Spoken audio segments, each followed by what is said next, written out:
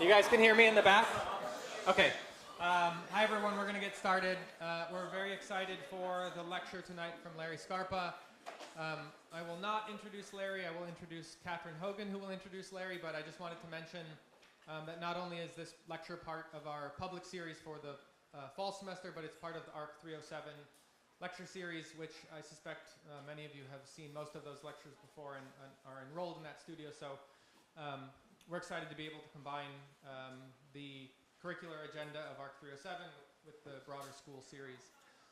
So Catherine Hogan will introduce our guest speaker tonight. As most of you know, Catherine is a graduate of our program, serves on our school's advisory board, and is also teaching a studio this semester as a visiting critic, which she and Vinny have done on multiple occasions. So we're very happy to have her back, and happy that she's going to introduce Larry tonight. So thanks, Catherine.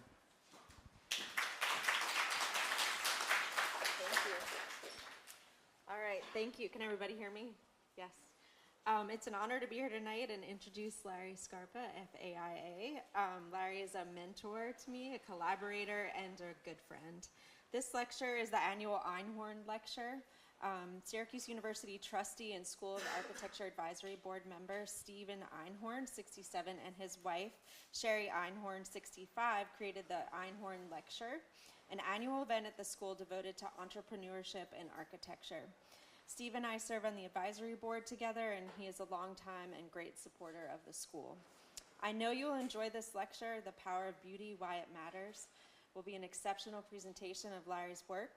Brooks plus Scarpa has garnered international acclaim for creative use of conventional materials in unique and unexpected ways. In 2022, Scarpa received the AIA Gold Medal, the American Institute of Architecture's most prestigious honor. He's also the recipient of the 2024 ACSA Tau Sigma Delta Gold Medal. In addition, he's received more than 200 major design awards, including 29 national AIA awards. Larry's work has been exhibited nationally and internationally and expands the impact of architecture. The firm is a leader in sustainability, affordable housing, and sea level rise with a recent book called Salty Urbanism. I think Larry's going to talk about that tonight. I could go on about awards and impact, but what I really admire about Larry is his passion for the profession and the time he takes with clients, with students, like in our studio today, and with family. And I just wanted to share a quick insight, as we've worked together before, that on our project in Hillsborough, before we could even go to the site, Larry would always take the time to go to the grocery store and deliver groceries to his niece, who was playing soccer at UNC Chapel Hill, and before we could even start talking about architecture. And I think that just really shows how Larry's values come to the foreground. Please join me in welcoming Larry Scarpa.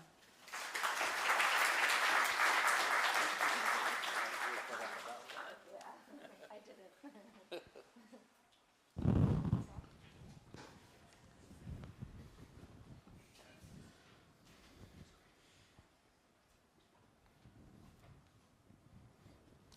Thanks for having me. This is a fairly new talk. It's something I've been thinking about for quite a while. In fact, I've kind of struggled with this idea about beauty.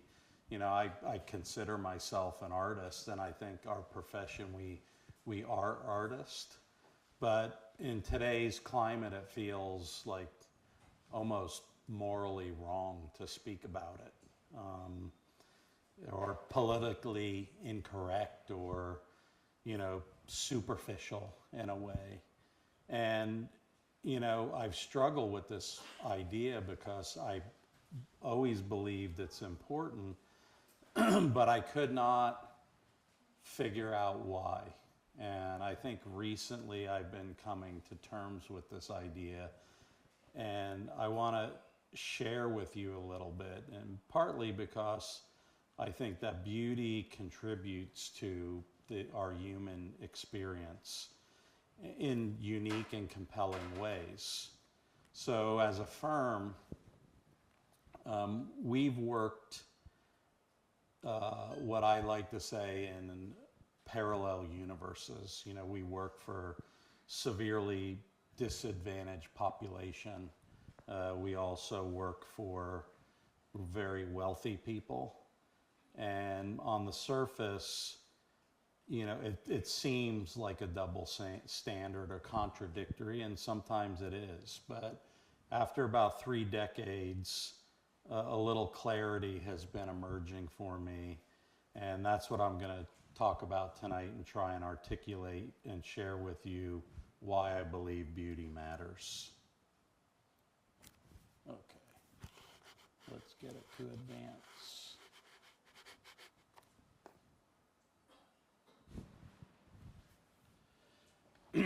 Beauty is deeply intertwined with human values, social structures, and individual well-being. Its relevance can be seen in the way societies and cultures celebrate, pursue, and define beauty. It impacts almost every aspect of life, from art and architecture to daily routines and social norms. Physical beauty takes many forms. It's self-justifying. It really cannot be argued with, and may never be denigrated by an appeal to something higher and more spiritual. For most of us, when we hear the word beauty, physical beauty is what comes to mind. Now, while that beauty is real and powerful and can transform the heart, there are other kinds of beauty equally as powerful and transforming. Moral beauty is connected to a greater good, doing something beyond mere physical or emotional beauty. Nonetheless, it is a powerful and memorable experience and has lasting effects on our well-being. This is one of our tenants, Kent. He's a formerly homeless vet, and he lives in our 6th apartment. And I'll talk about him a little later. But studies have showed, and particularly by the National Institute of Health, they've found that when people give and help others in need, it activates regions of the brain associated with pleasure and social connection and trust. So, you know, I kind of ask myself what matters most, you know, and really the answer lies in the creator. And that's a storyteller, and that's what we do. Architects, we're basically visual storytellers. We tell stories about beauty. For us, the story is really fairly complex. It contains contradictions, struggles, and inconsistencies. We believe there's a fine line between what is seen as beautiful and peculiar. Here's a Picasso painting and one of the great people that attend Burning Man. I find the difference almost indistinguishable. You know, and I think there's a fine line between what we see as beautiful and peculiar, between fine art and popular culture. And we're interested in that moment where the two commingle. We're interested in being both the teacher and the student and finding extraordinary things within the ordinary. You know, when I look at this, I get really excited, you know. I know it's a weird thing, but, you know, I see the color there, the light, and so forth. And this is a lot of what we do. I try never to invent anything. You know, I try to look what's right in front of me and see the beauty that exists in things we take for granted or even never consider beautiful. And so early in my career, when I got my first major client, I was thinking about this. And you know, I visited the job site with the client, and the client, you know, started asking me what were my thoughts about his building. And I was thinking about these cups and the color, but I didn't want to say anything because I was afraid I was going to get fired on the first meeting. And he got it out of me somehow. And I said, I'm thinking Dixie cups. And he said, you are not doing Dixie cups in my space. So I went back to the office and I made this. This is a little mock-up and everything, and I sent it to him. And I get back the email, you know, with the capital wow and all the exclamation points, you know, and he says, what is it? And I sent him a message back. I said, it's Dixie cups. And away we went. So in the end, he made me give him like 5,000 extra Dixie cups because he was worried about the whole thing. Now, I talked to some of the students earlier. This is that project where I had to take all the natural light from the perimeter because it was jam-packed with offices. But I treated the whole surface with these apertures like an oculus. And these Dixie cups kind of snap into the wall. And you get this kind of really great light that comes through the wall and the surface. And, you know, I'll go back here from time to time to visit. And one day I'll walk in and all the Dixie cups are white. You know, the next day they're all green. Another time they're all different colors. Like the guy who didn't want Dixie cups is now playing with my building. There's nothing better than that, that they do that. And so I always look for ways to make that happen, because when you create an experience for someone, they never forget it.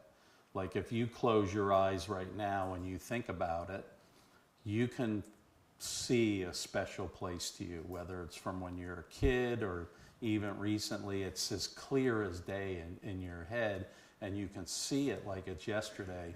But when you go there and visit the place, it's always different than what you remember.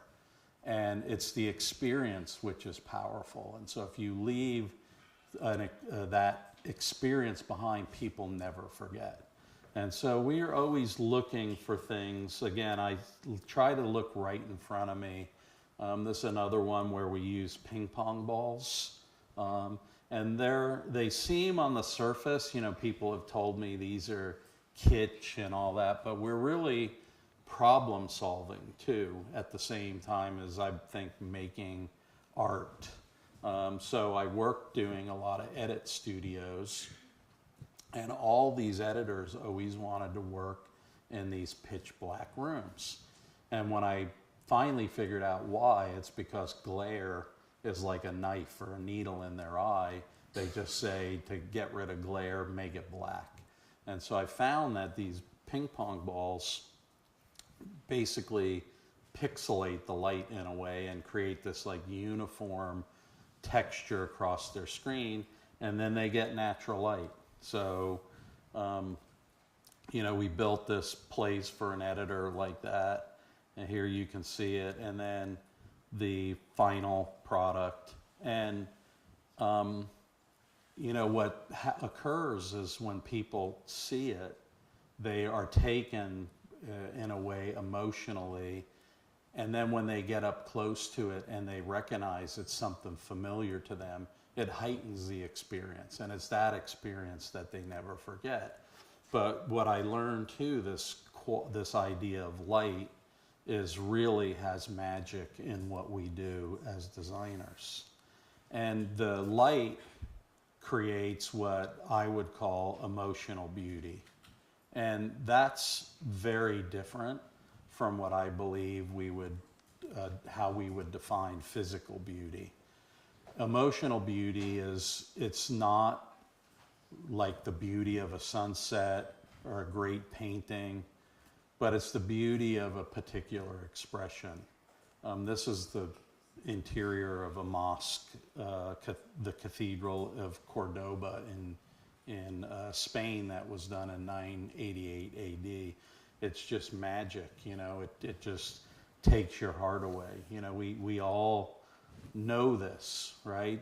Everyone knows the light from the Pantheon. You never really remember what it looks like, but you know this, you know the light.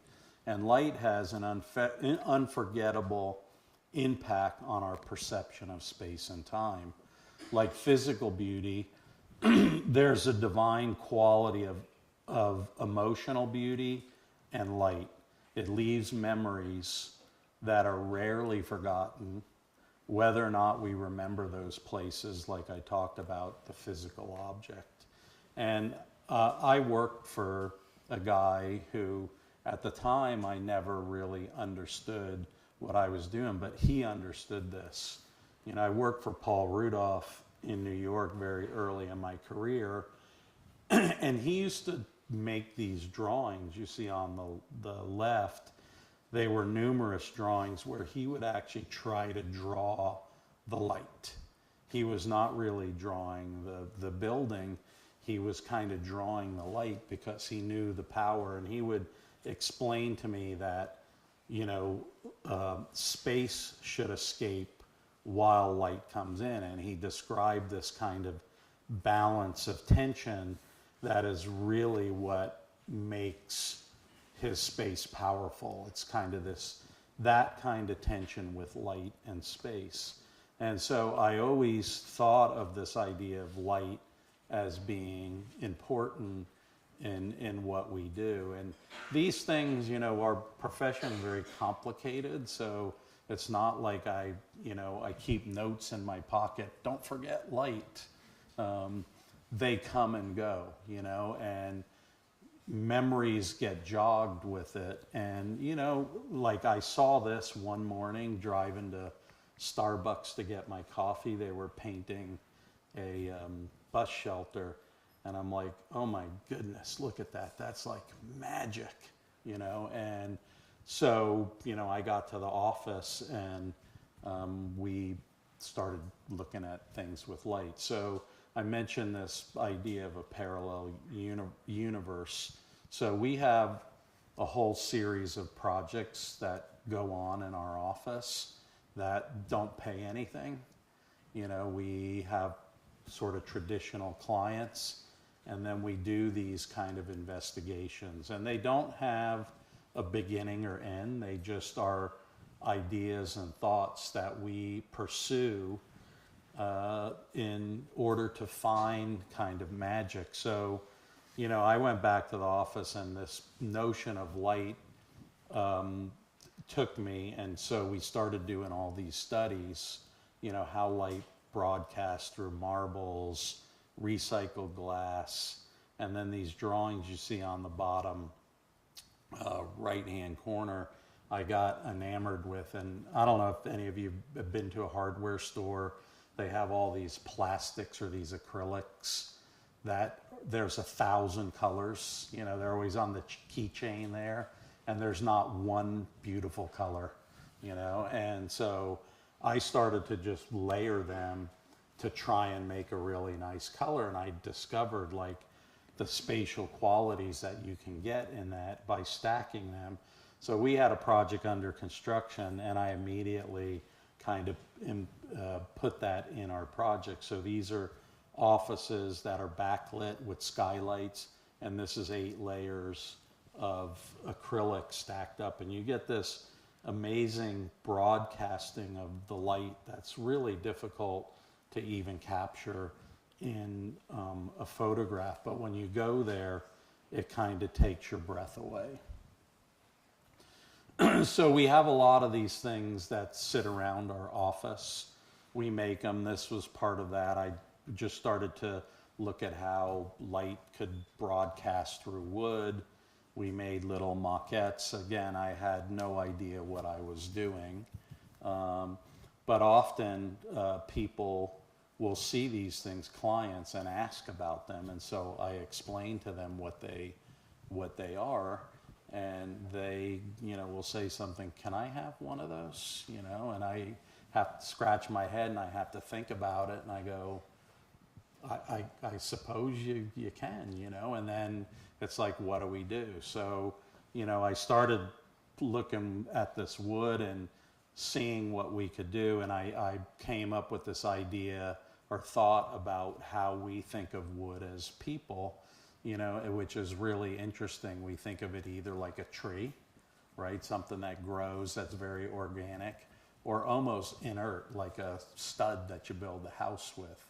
And I wanted to capture that moment in between where you can kind of see them both. So I called this liquid wood. And so that same project was under construction. It was Edit Studios, and we built this wall within the space. Now you can see little shadows up there. Those are doors in there, cracks for the doors. And my client loves it because he tells his clients go to Studio 2 and points to the wall, and they look at him puzzled, And so they put their hand on the wall and they kind of feel their way and like fall into the studio. And, from time to time, at parties and other things around, people ask me, like, what do I do? They say, I'm an architect. I do a lot of work in the film industry. And they ask, what do you do? And I try to tell them the names of some of the companies. And, I go, well, we did this stuff with a wood wall. They go, I know that place, And so they don't even know the name of the company, but they know because they've touched it. And like when people touch your work, they never forget it.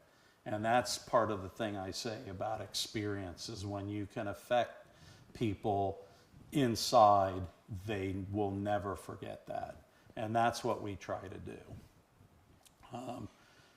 So that little maquette you saw made out of steel, I had a client come in and looked at that and liked it, and it was another thing he asked, can we put one of those? And I was in construction on a prop placement company. They give away merchandise to movie stars and such, and he said, can we have that? And I said, okay. So we just started making it full scale. It's a dressing room.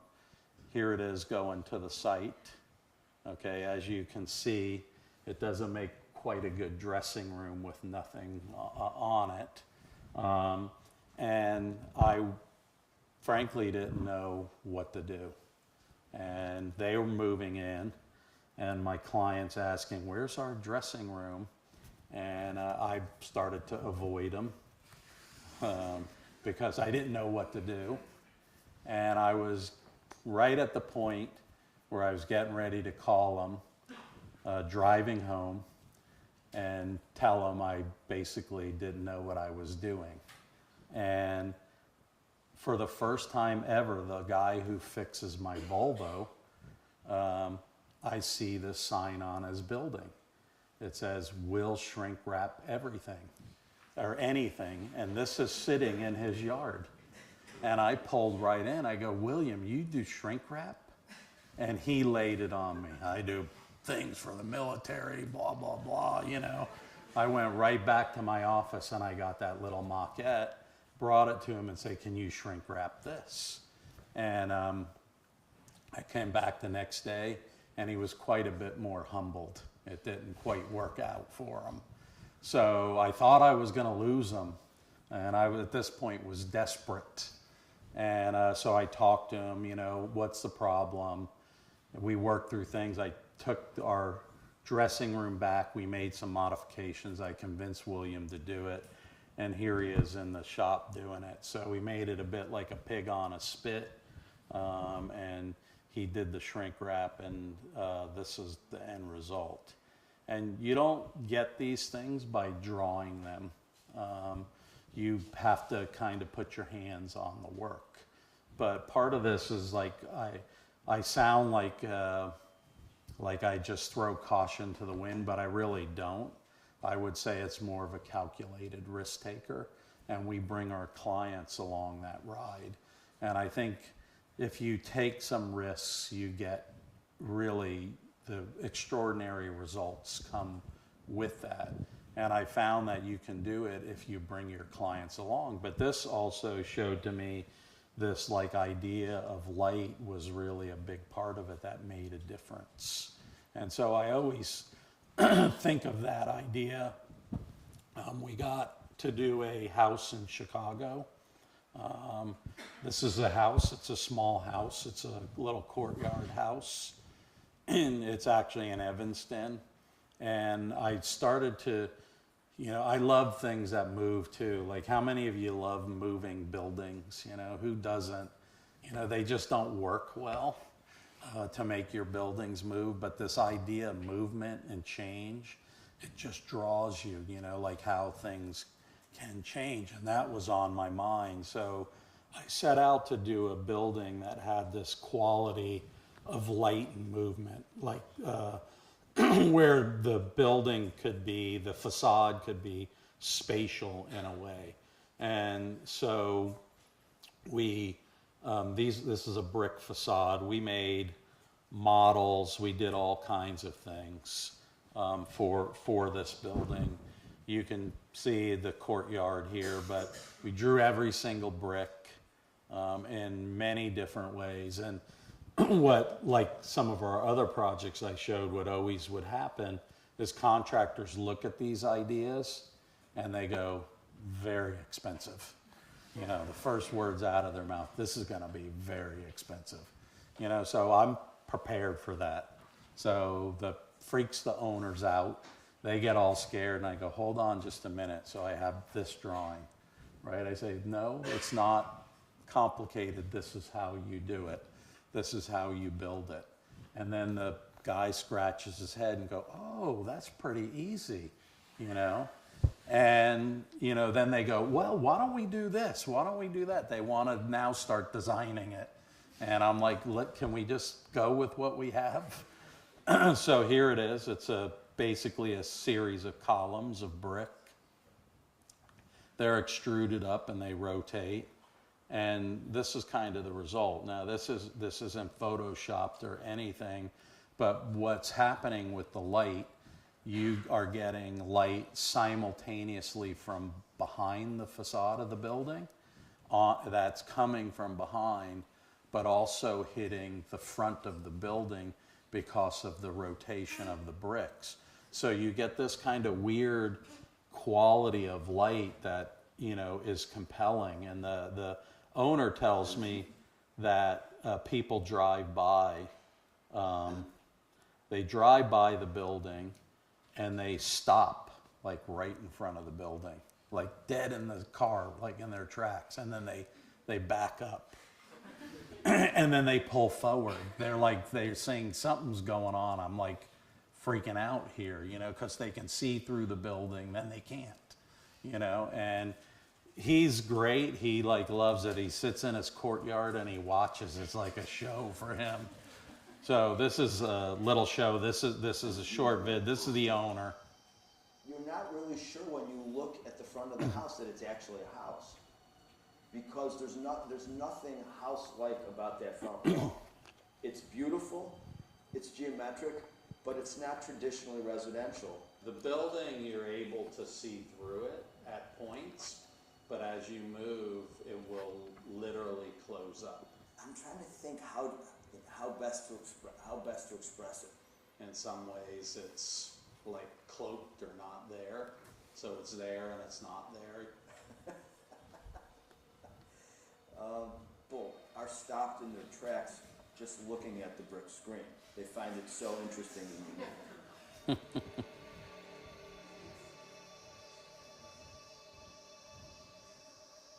I guess it's mysterious. People, when they drive down the street, they sort of do a little double take because they can't see through it, and then they can. And so they stop their car, and they look, and then they back up, and they pull forward and back up, and like they're trying to see through the building before they take off.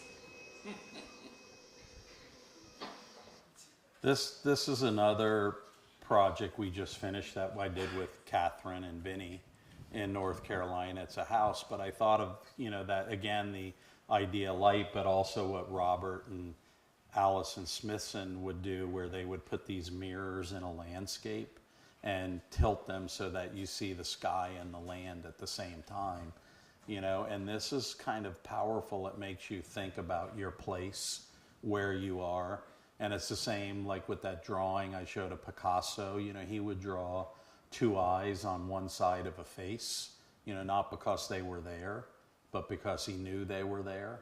And this idea of bringing awareness, you can do that in many ways. And so this was important for us. It's the first time I actually got to work on a project where I didn't have to squeeze my building in with setbacks. They had 60 acres. So like how the building sat in the site was really important. And this idea of reflection, right, is really kind of critical. So the house is there. You can kind of see it, but it's also not there. And so it changes like every day, just like the Lipton house does, depending on the climate, depending on the sun. You often, you know, like this, you can see into the house, and you can see what's in front of you, you can see what's behind you, all together at the same time. And while it is clearly different, it feels like it's part of the place. And so I think this is like a place, the house that is of the place, but it's not trying to be like nature. This is a spiny flower mantis, and you know, it's just incredibly beautiful, but the beauty here is actually what I would call useful beauty, because you know it's designed to look like two big eyes, you know, and scare predators away.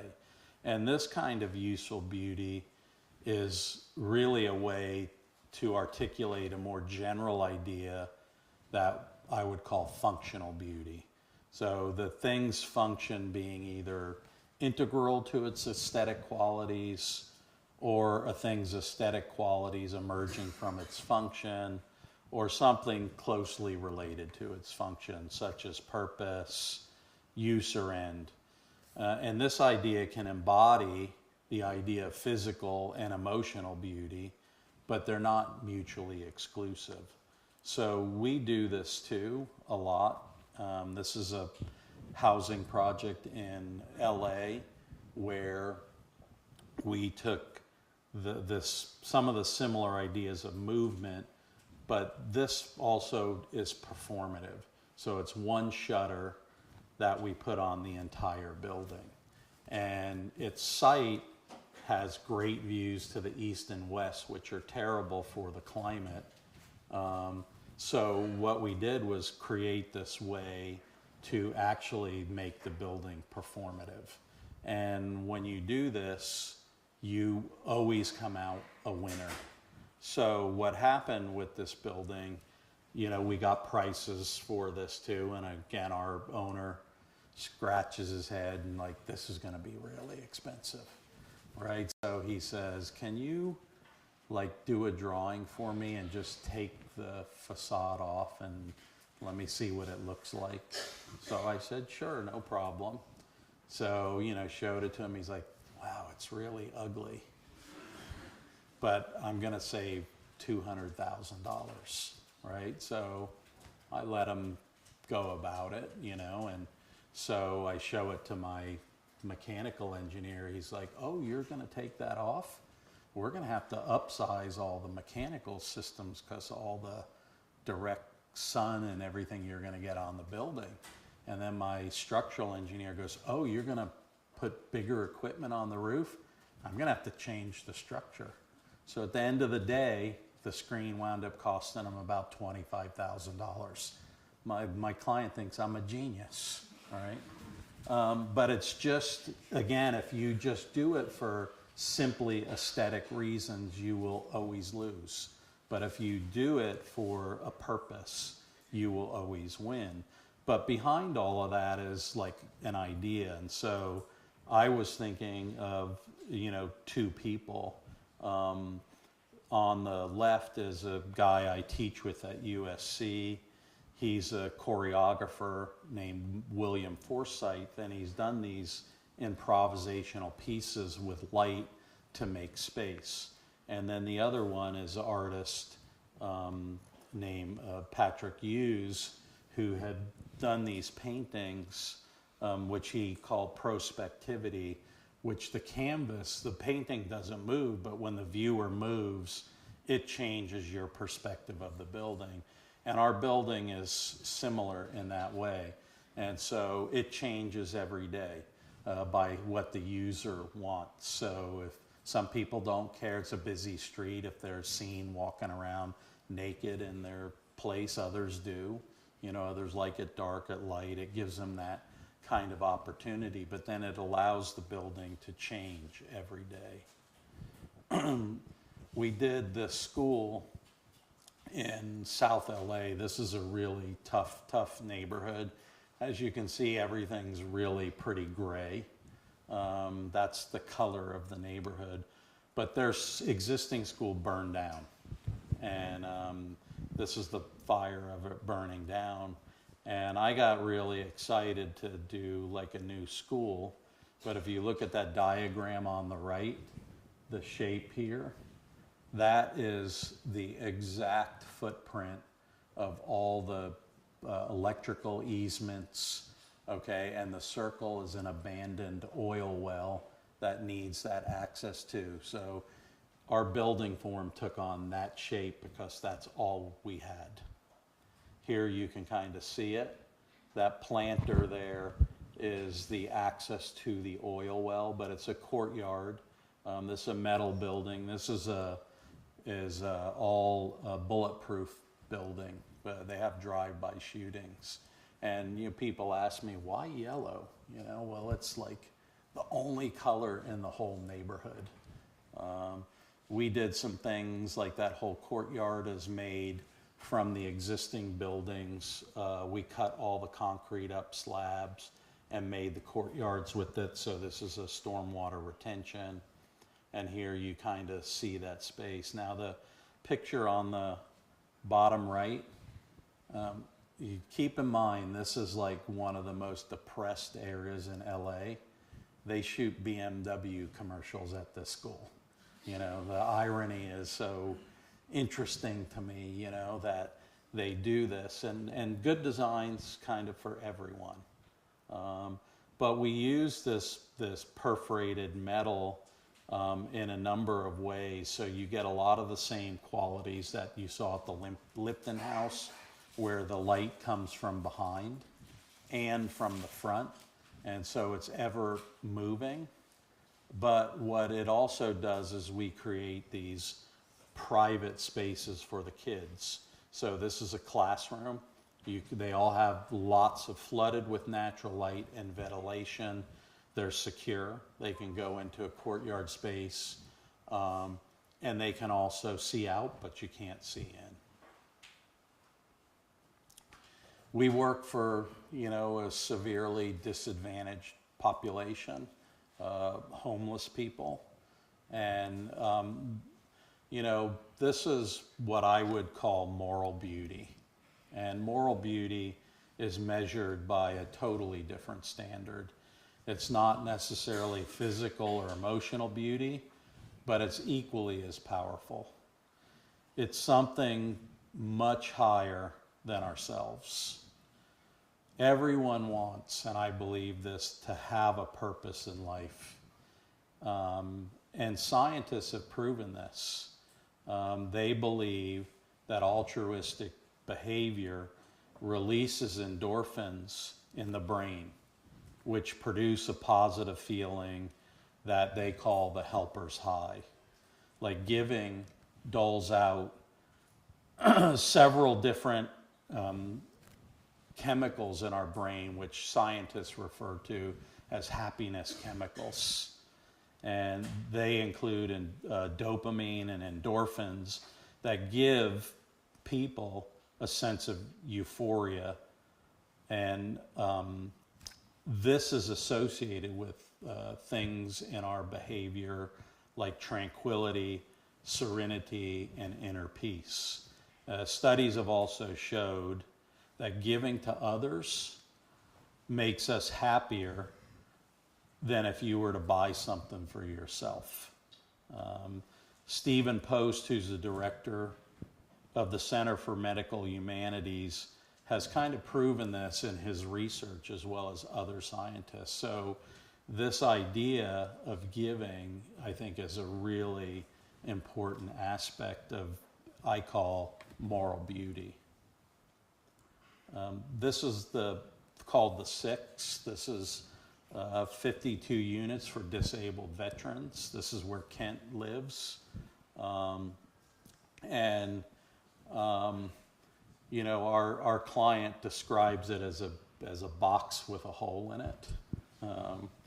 And to some degree, he's right. But all of our buildings like these really contain courtyards. And courtyards for us are a bit like I kind of equate them a bit to like a dance floor in a club.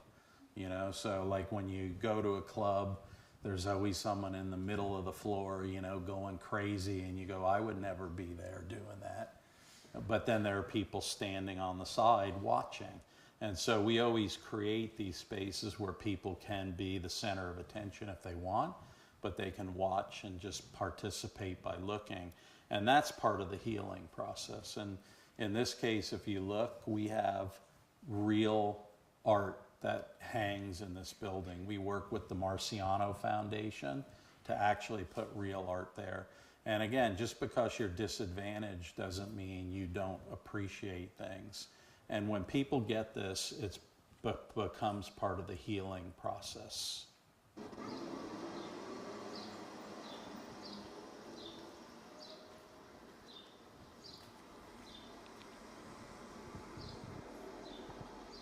None of us, at the end of a hard day at work, say, I think I'm going to go to my housing unit after work. No one says that.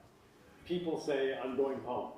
And hopefully the residents who have the opportunity to be in a home of their own, leaving a life of homelessness behind, hopefully they feel those same sorts of connections to what a home represents.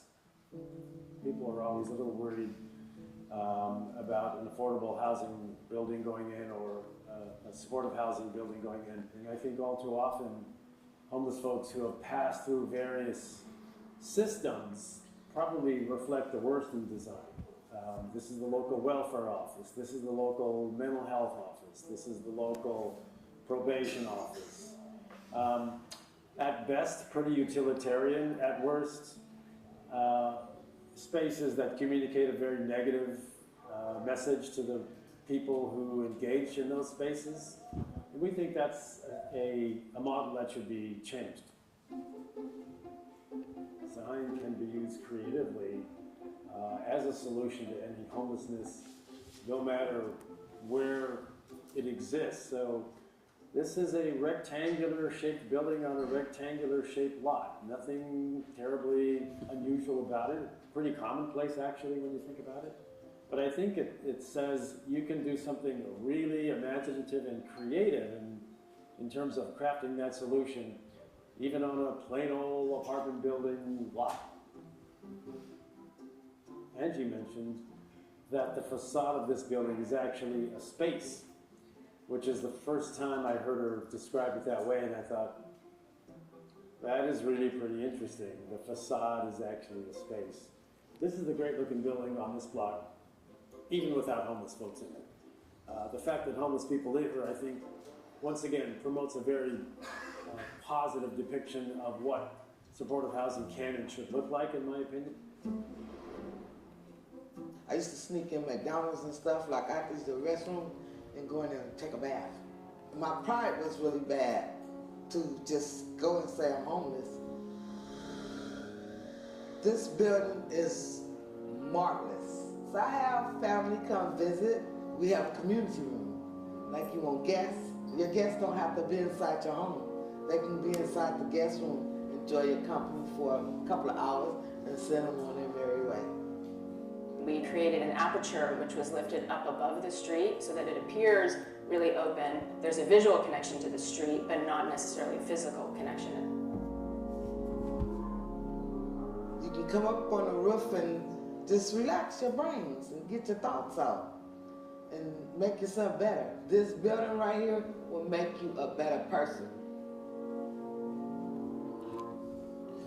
we train our tenants to be architectural critics. She's doing pretty good. This is the opposite end of the spectrum. This is for, it's called TAY housing. So this is for transitional age use. So when kids come out of foster care, most of them wind up on the street because when they turn 18, they have to let them go. And this is a place for those kids to go. So they can move from foster care and not be homeless or on the street. And, you know, we try to make all these places feel like home. One thing that is really important is landscape. Like, anyone out there hate trees? Anyone hate trees? You know, it's like, it's proven that if you're close to nature, you feel better about yourself. And like there's so many simple things you can do that make buildings better that you don't even have to try. You know, you just put plants with it, and people feel better about themselves. And so we made this kind of like a, you know, like a poor man's hanging gardens. You see in this picture here, there's a little pop out, which I'll show you in a second. But it's hard to tell in this photograph, but I want to show you here. We put in the facade this stuff called sparkle grain. You might see it on like the sidewalks in Hollywood, you know, and I try to get the contractor to do this. And of course, when they again see it, they scratch their head and go, very expensive, you know. So I got my project architect to try and work with the contractor, and we had a price to do this of about $130,000.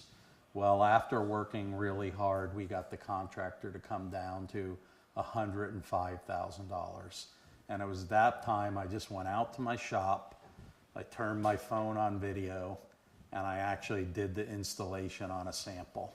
I sent it back to the contractor, new price, $12,500. You know, so you can do things, but you can't give up either. You know, you have to show how to do it. So you get this kind of beautiful building. Cars drive by and the building sparkles, like the fire truck goes by and the building sparkles red. And then you can see that balcony up there, right there. This is in Venice, very close to the beach, where we have homes now that are $8-9 million. Well, this place has the best view in Venice. Okay, they can go up on that lookout that sticks out over the sidewalk, and they get 270-degree views from the beach to the mountains. And why not? You know, like, poor people can have that too. And so we do these buildings, you know, for me, they're art, but they're also a way of, you know, it makes me feel good to do this, to give back. And it makes the people who live there feel good. And I'm always surprised at the reactions that we get, you know, and like this building had, like a lot of our stuff we do in this arena has been on the cover of the New York Times, Architecture Record. It's like, it's mind-boggling, like the interest in doing it. So I think you can, you know, I think you can do things that are morally good, that make you feel good, make other people feel good, and still be successful doing it and not be ashamed of doing it. When I started doing these projects, I was almost like, you know, I'm doing like, you know, high-end art, and now I'm doing like affordable housing. It took me a long time to kind of come to terms with that, but I think you can do that. This is another one. This is a market rate. It's called inclusionary housing. So this has affordable housing and market rate people. They live together. You can't even tell. They're like regular people. But Joe Giovannini said this building is like a buildings within a building. It's like a little city. And I never thought about it, but I like that idea. And this offers, I think, a model that's really good because, when you do affordable housing, everyone comes out of the woodwork against your project. But on these inclusionary projects, nobody argues with them. They're just accepted. And as a result, they're in areas where people who work in, teachers, firefighters, hotel workers, restaurant workers can afford to live close to where they work. And that's really important because usually the distance away it's proven that when you don't spend time with your family and you are homeless, it's compounds. It's a cycle that you can never get out of. And it's a lot of the same things. It's a courtyard building. Our market rates are just like our affordable. We don't see them as really different. So changing gears here a little, there's also lastly what we call intellectual beauty. And intellectual beauty can both be social and moral beauty. Like having a purpose and working on things that are larger than any individual endeavor is also a powerful form of beauty. I put this list up because today we have a crisis, and you can see from the last hurricane we had, the flooding that's occurred. This is a list of the most vulnerable cities due to climate change and flooding. Now, if you look at this, 23 out of the 25 cities are in Florida, okay? And the 8th most vulnerable one is where our office is in Fort Lauderdale. And this is something we've been working on for almost a decade now. So this is what's routinely happens now in storms. That little vid on the left is our students from FAU after a storm. So their project, one of their projects was to make a little boat. Here they're exiting the building in their project. And this is occurring more and more frequently. These are some students I've taken down from LA. This is, you can see there's no rain here. This is what's known as, we call sunny day flooding. So this is near downtown. This is about 1.5 miles from the ocean, and it's flooding. And the water from the ocean is coming up through the storm drains over 1.5 miles away. So it's a big problem, and the city's trying to they're trying to solve this, and they've done a lot of things. So the first thing they did was they put in check valves in the pipe so the water can't come up. Okay, it became a mosquito breeding ground. Okay, so they stopped doing that. Then they started have trucks go around the city, pump the water out, and dump it into the intercoastal. Now it's killing all the mangroves. So what we've kind of done, we have a new book that's out, but it started with this idea of trying to merge nature and architecture, or look at ways in which we can, I think of it like a heart valve. You're not making a new heart, but you're assisting nature to do its job. And so we started to write articles about this. We started to do our own little community meetings. We would just invite people, and it became incredibly popular to do this. So people asked us to do exhibits.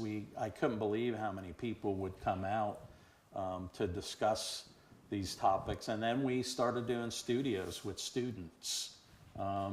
And a lot of the work, and this is one thing I always tell students, is you guys have incredible power, more than a lot of us professionals, because these kind of complex problems have a lot of baggage connected to them politically and other things that professionals don't dare go near. And they always see students as, isn't this great? They're doing these great things, and it's not ever going to be real, but it's really interesting what they're doing. And so students have actually changed, our work with students have changed the thinking of cities and how they address this problem through student work. If I had done that on my own, I would have been fired because they were like, you're out of your mind, we're not going to do that. And so, you know, we've done a whole bunch of exhibits related to this topic. We were asked to exhibit in the Biennale, and then we were hired by the city of Fort Lauderdale to do their design and construction manual, like how developers should build in the city. And it turned into a very big project of scientists, ecologists, architects, landscape architects, biologists, botanists, and we spent 8 years working on this. And once we had compiled this, we said we should do a book. And so now we have this book called Salty Urbanism. It's just come out recently. And what we've done is, like, every one of these drawings, we did every single drawing in this book, as we try to make people aware of where they live. Like, this is the historical landform, or this historical ecology of where you live. And we would show in these, like, we try to make these beautiful drawings of what's the flora and fauna and how they all work. And people kind of really respond to it. And then we define what we call the problemscape, like what are the issues? And then show these solutions, or not necessarily a design, but we show strategies, adaptation strategies of how we can take where we are today and kind of return to a reasonable way to coexist in our environment. We call it like unplanning as a term we're coming up with. And so we show these, I'm just giving you a sample, these are all adaptation strategies for different kinds of ecosystems and environments in there. And so after we did this book, you know, the city looked at us and go, you guys are experts, we're gonna kind of hire you now for this project right on the beach. And, you know, that's kind of scary, right? Like, you know, authors, they have all the answers, but then when they say, okay, prove it, it's a different story. So we got hired to do this project right on the beach. It's a park, you can see its site. And right when we got hired, we had another storm. And this is what it looked like after the storm. And the city had just spent $9 million, what they call nourishing the beach, like bringing in sand to build up more beach. That's all the sand. That's $9 million of sand right there on the roads. Okay, they can't put it back in the ocean because now it's contaminated with the oils and stuff from the street. So they scrape it up and they take it to a landfill. We've got the same problem once again.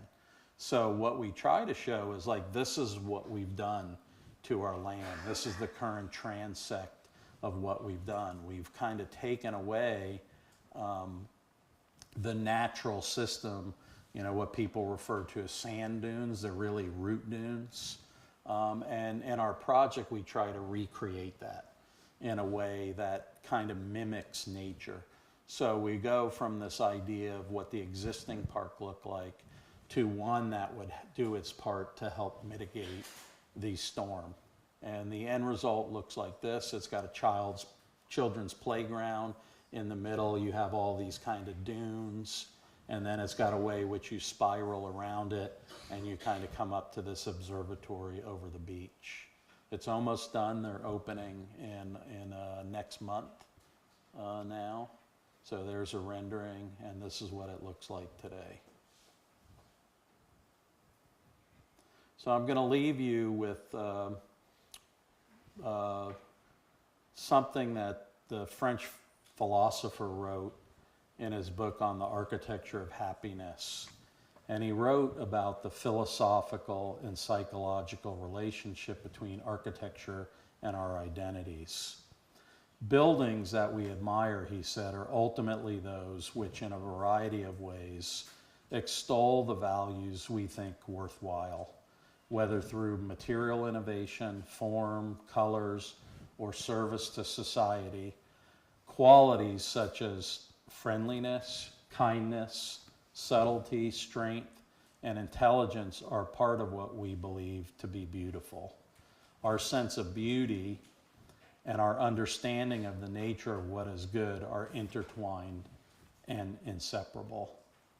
Beauty is really the promise of happiness, and happiness is one of our fundamental human needs, and beauty fulfills that promise.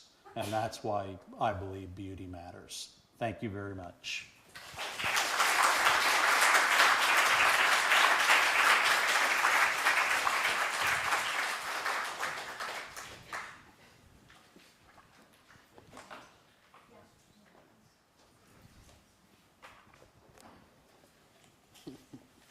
Can you hear me? Yeah. Wow. Thank you. I think you raised the level of my endorphins. Really beautiful to see all the work. Really, truly inspiring. And what's interesting is I thought that Larry was going to talk exclusively about housing. That would be great for third-year students. But I was on a grad review the other day, and I think it was equally kind of on point about making full scale and testing. Okay, I just have one. Well, I have one question that I really want to ask, and then I hope that you guys all have questions too. At the very beginning, you said, I try never to invent anything. But I don't think that there's anything that you showed us that didn't have real invention in it at all. Mm-hmm. And you're certainly making choices, aesthetic choices about beauty and what you think is beauty, and seems to me requires a lot of invention. And the invention is what makes it really spectacular, the testing of it and all that kind of thing. So I'm wondering how you catch yourself when you think maybe you are inventing in order to get to that point where it's maybe it's a natural result.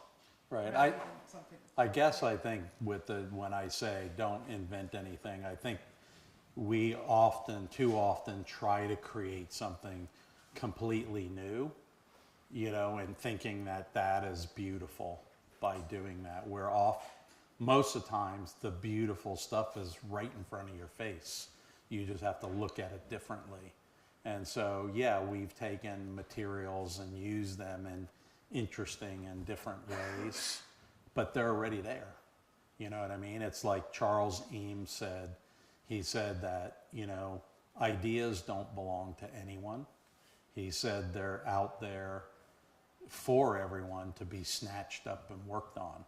And he said we should take those things and treat those with the utmost of care, because those are the things that matter to us. So I guess with the invention, I just think we often are we don't look close enough. Like I've used all kinds of strange things which people don't consider architectural materials. Like we did one housing project that we made out of recycled, crushed blocks of aluminum cans that we got from the local recycle center. And the contractor would tell me, architects would stop by and ask them, hey, where did you buy those from? Like they come from a catalog that you just, get, like you would cement board or something. So I think there are lots of opportunities for us if you just take the time to look at what's there, if that makes sense. It does. Okay, I'm sure that there'll be questions that come back to this, but I feel an obligation also to, for the third year students to ask one question about housing.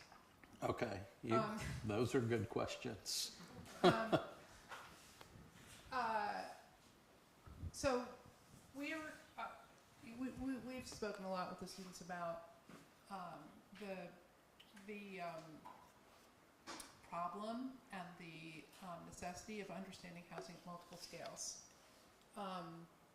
You talked about the scale of the living quarters a little bit, and the scale of the building, but not so much about the larger urban aspects and problems of how you think about what you're doing.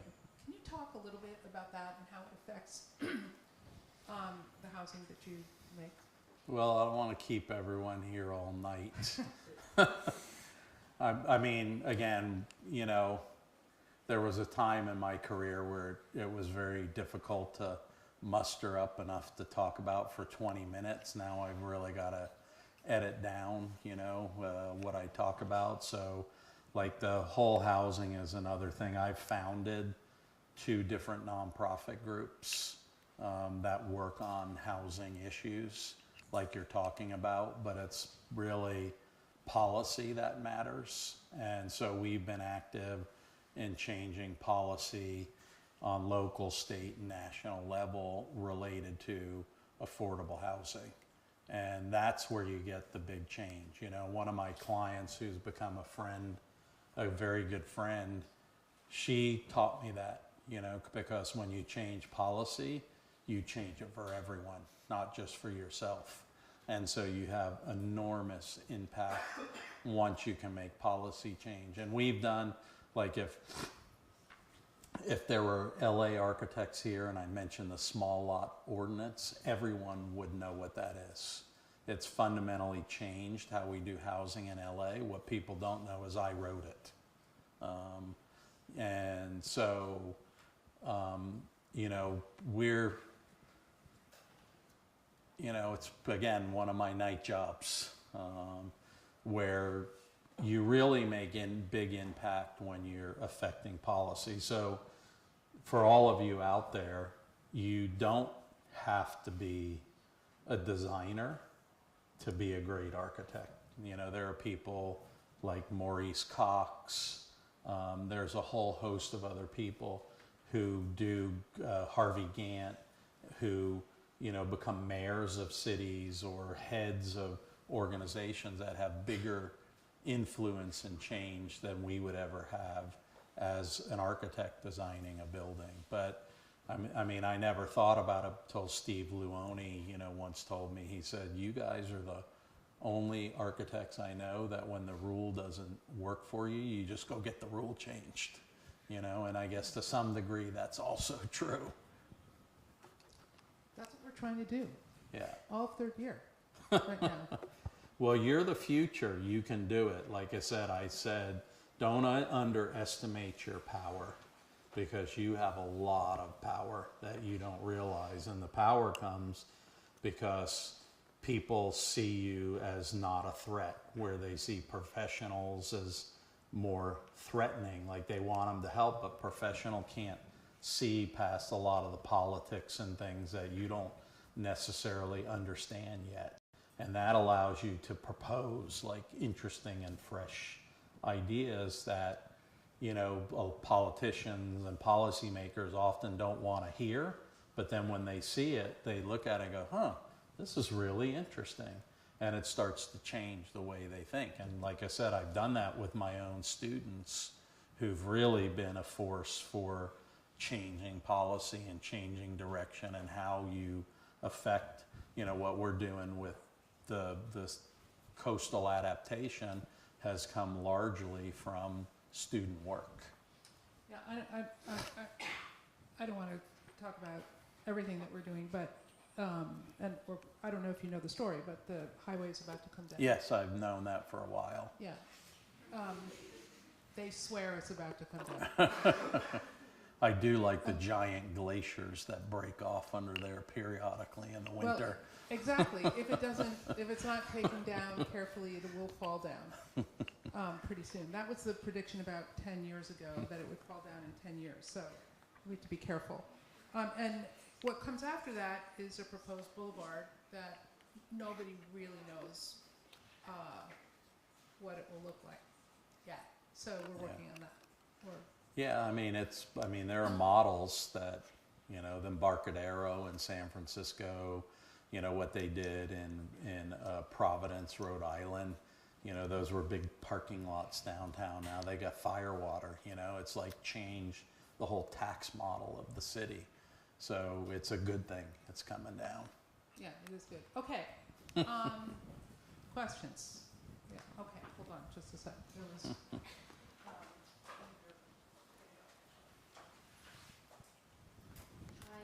I'm Dalia. Amazing presentation. You were talking about how your office, like you guys do your projects, but you also do investigations. So I was gonna ask, how often do those investigations actually go into the design? Because you guys like seem very A lot of times. Yeah. A lot of times, and mostly, surprisingly, a lot, right? We do them, and then they somehow turn into reality. But it just goes to show, if you follow your passion and you do what's right, it will always work out for you. You know what I mean? And it's sometimes really hard to do that because, you know, you do them, no one directs you to do them and no one pays you to do them, but you do them out of what you believe. And, you know, so you kind of say to yourself, well, I'm doing it because I believe in it, and okay, who cares if then, and then they turn into work, and a lot of, and I'd say the majority of the time they turn into work for us. Yeah, yeah. Hi, I'm Ankur. Thank you very much for the presentation.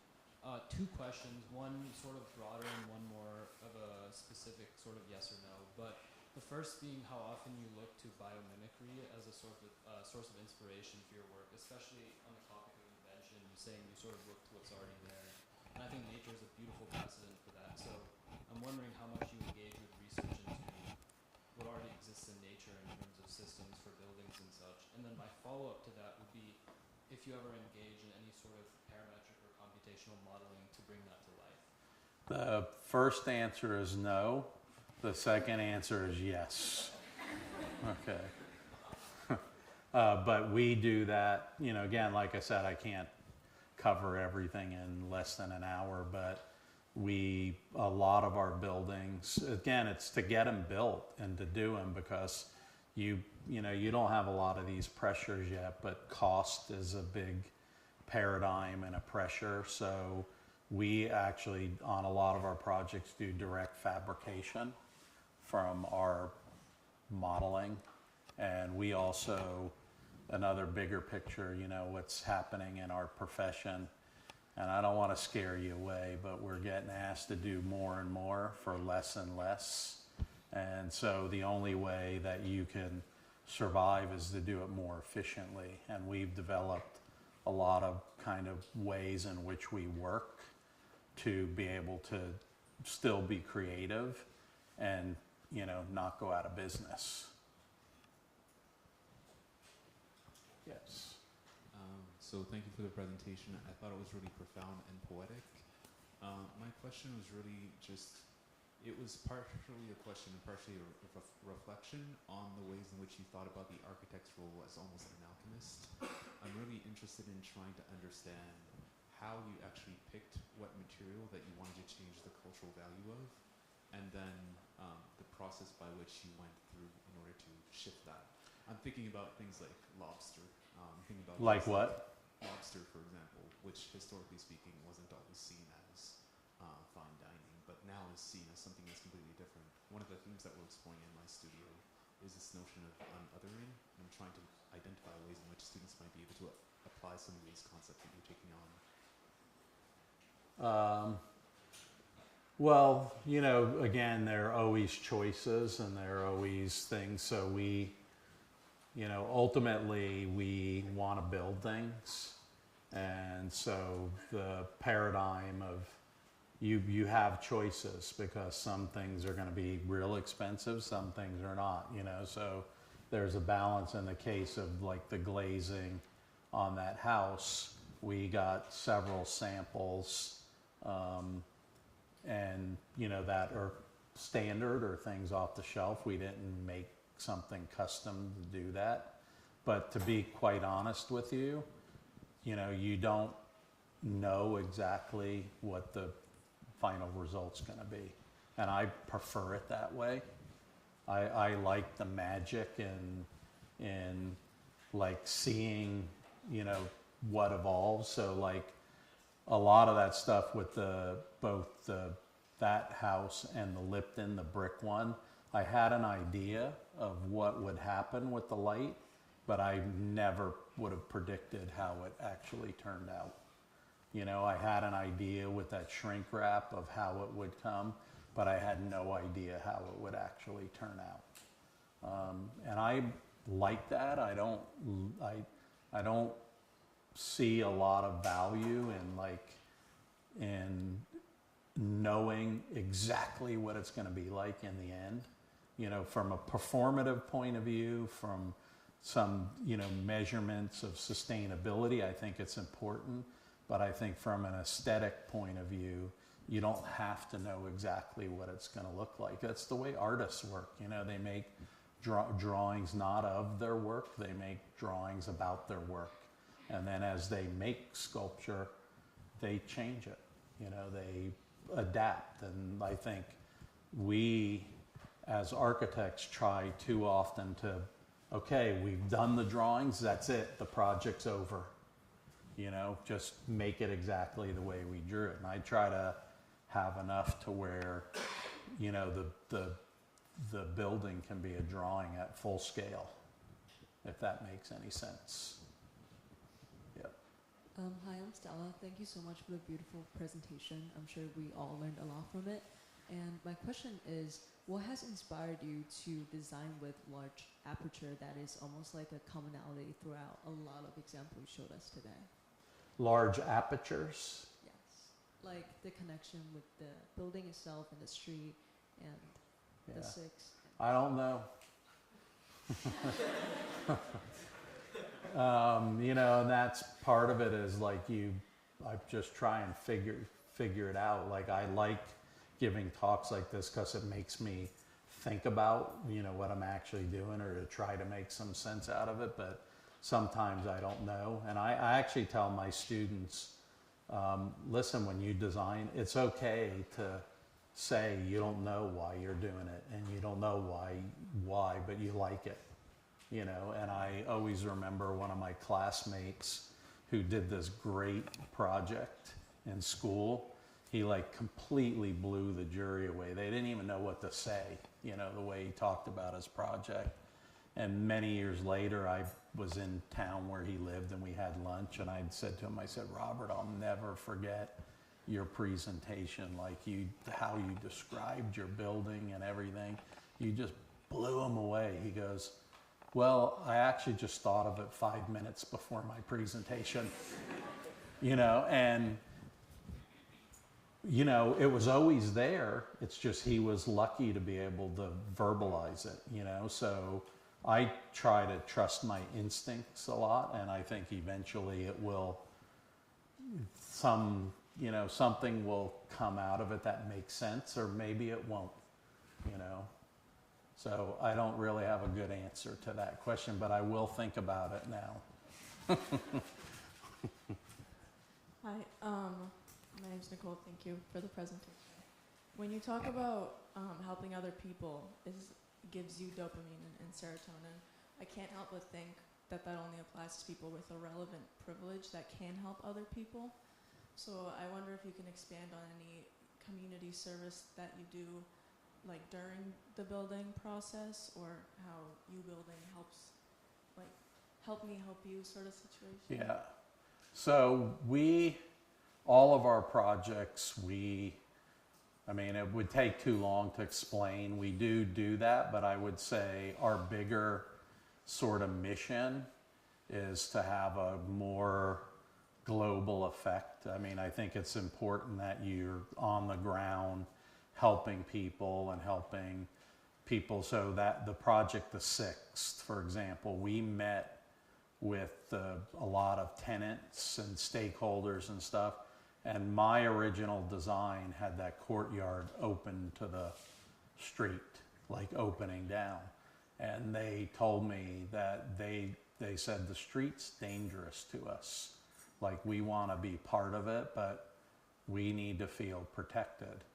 And I changed the design. So like, and what I did was like, I hated the courtyards that have like railings and they're like so removed from the street. So if you look at that project, we made these tiered planters that are wide enough where there's no handrails required. So when you stand there, the floor, it's just like being on the floor, like Kahn's building, the Salk Institute, where it looks over the ocean. It feels like you're on the street, even though you're on the second level and nobody can get up there. So they have the security, right? But there, so that's from that point. But we work on policy issues. We work on kind of bigger issues to change it for everyone. I think that's what we try to do.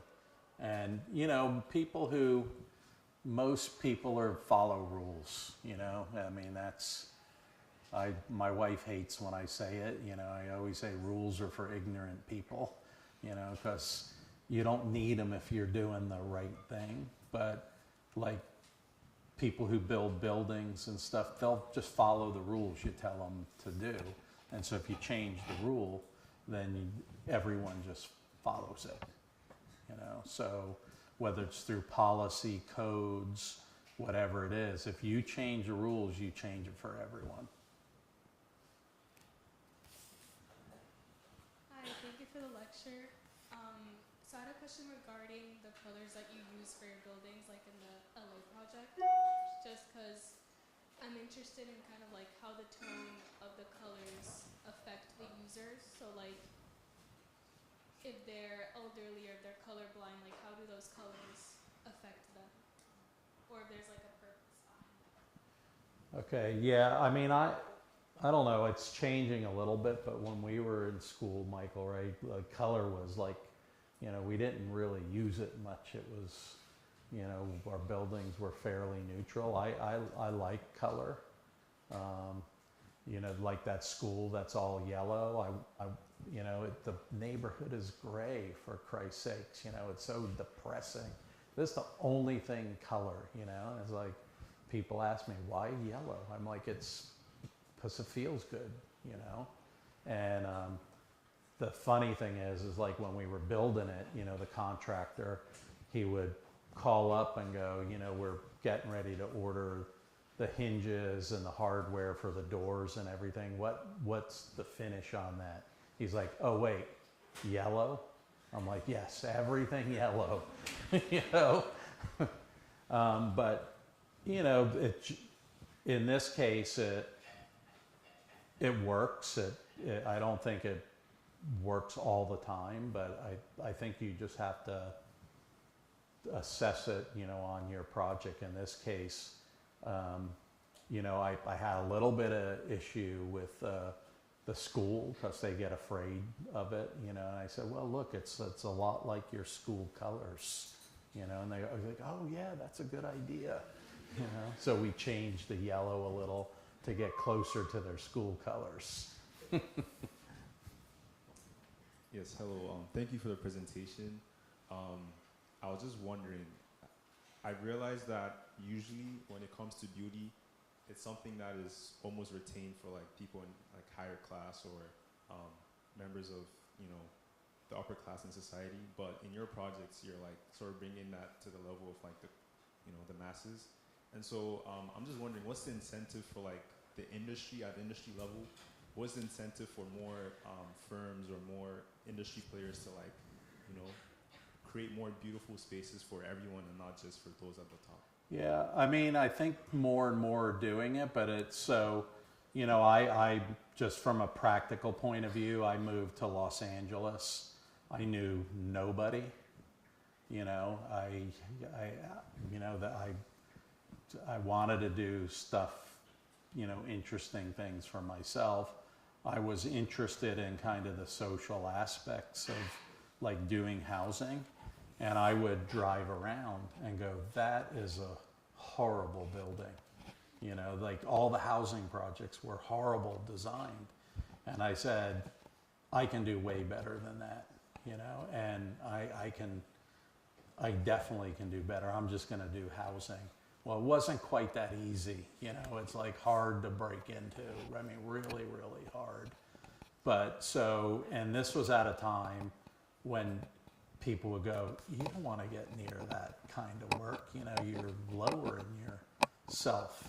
But if you look now, there's, you know, guys like, you know, Lorcan O'Hurley, Michael Maltz, and we got a whole clan that, you know, housing getting a bit glamorous. And I didn't show things, you know, a lot of stuff obviously I couldn't, but I convinced a gallery in LA to do a housing show, but I posed it as an art show. And so we did this whole thing about the issues regarding housing, and if you look, we made like art for it. But when you look at the art, it was a story about issues about density, housing, a whole array of things. And people came, knew nothing about housing, but they were like, oh, this is beautiful stuff. And then they would read it, you know, so they're kind of getting it. It's just all how you do it. Then we get the things in the LA Times, and I don't know if you've heard of Hyperallergic, you know, it's kind of the holy grail of the art world. They got a whole article, a must-see show, you know, about basically affordable housing, you know, so it's just how you tell the story. And I think once you do, people, you know, we're a bit like wildebeests, you know, it's like, you know, when they get to the river, they just all wait for the first one to cross because they're all afraid of getting eaten like by the crocodile. But once one goes, they all follow, you know, and so I think there's a lot. It's hard to be the first and to be the leader, but when you do it, people come along. So that's really the struggle. You know, we did the first LEED certified building in the US. It was an affordable housing project. I heard everyone saying, we tried it, it doesn't work, it gets value engineered, it just, you can't do it. Okay, the minute we did it, those same people who were saying that, you know, would come to me, how did you do it?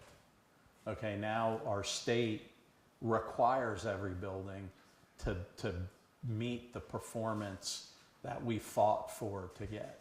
So, you know, once you do it, it gets easier. Hello, thank you again. It was a really insightful lecture. Really like some of the projects as well. In terms of my question, I really liked how you brought up the idea of emotional beauty and sort of the experiential factor of a lot of our spaces. Something that is really interesting is we as artists often look to certain things and see it as beautiful, even though the masses might not see it as that same way. So how does your firm and maybe you yourself actually put yourself in the experience or the user's shoes in order to actually create a efficient product, but also something that looks really nice and appealing to the masses? I don't know. Sorry. I mean, I just do what I believe to be the right thing to do. To be honest with you, I don't have a clue like what the reaction to the outcome's going to be. Like I said, I'm always shocked like when people publish our projects in certain ways, because never crossed my mind, you know, that was what was going to happen or why we did it, you know. So I don't think you can control that stuff. You just got to kind of follow your passion, and all that stuff works itself out, you know. I try not to worry too much about outcomes, and I also think that, you know, if you make a mistake, we're generally afraid to make mistakes, and you know, it's not for the championship of the free world if you know you make some mistakes. I've actually convinced some of my clients particularly in the housing, to try new things. So I had this idea to save a lot of money for them by doing a bathroom setup where things could be compartmentalized more, and we could reduce the plumbing fixture count by about 60%, right? So that there was an easier way to share. And my client let us do it like she always does. Okay, you can do 1 unit straight up 3 floors or 4 floors. So it's 4 or 5 units, however many stack on the floor. It was a disaster. Okay, this didn't work at all. But okay, so it's 4 units. We fix them in a way. But if you didn't try it, then there's no upside. So people are just generally, it's the way people are. We're risk averse. We don't like change. It's just normal. And so I always try to, tell myself it's okay to fail or to make a mistake. And, I don't like it, but, I actually have a lot easier time, like, failing with something I do than, like, not getting a design award. Like, I hate losing more than I like winning, and so those hurt me, because it makes you feel a little bit like you're inadequate in what you're doing. Lawrence, thank you so much for a really inspiring lecture. I look forward to seeing some of this influence also what happens in the studio. It'll be great. Yeah, thank you very much.